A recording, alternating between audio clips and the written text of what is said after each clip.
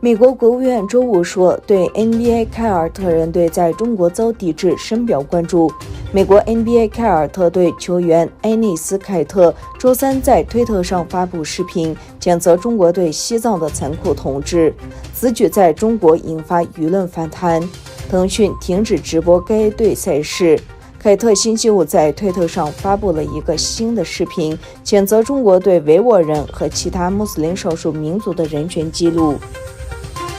据报道，10月17日至23日，中俄两国海军为西太平洋相关海域组织实施首次海上联合巡航，双方共派出10艘舰艇，搭载6架舰载直升机，组成联合编队。当局表示，此次行动是中俄两军年度合作计划内项目，不针对第三方。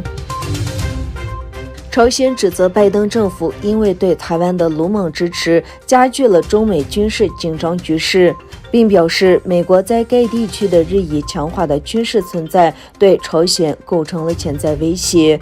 朝鲜外务省副相朴明浩批评美国派遣军舰驶过台湾海峡，并向台湾提供武器系统升级和军事训练。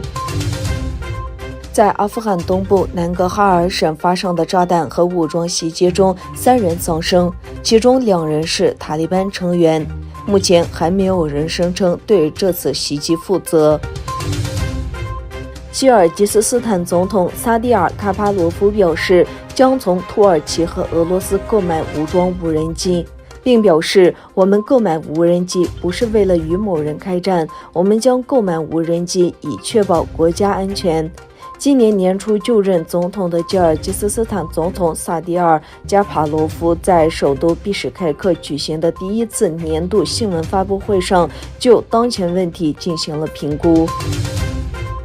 世界上最大的石油出口国沙特阿拉伯承诺到2060年实现碳净零排放。沙特王储穆罕默德本·萨勒曼周六在利雅得举行的一场气候会议开幕式上宣布，该国承诺到2060年实现碳净零排放。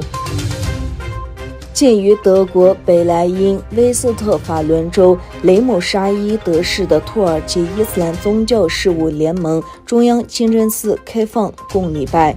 德国雷姆沙伊德中央清真寺于2014年2月开工，占地2000平方米，可容纳500人同时祈祷。这座清真寺只有一个尖塔，还有一个可停放50辆车的停车场、现代化的教室和一个会议厅。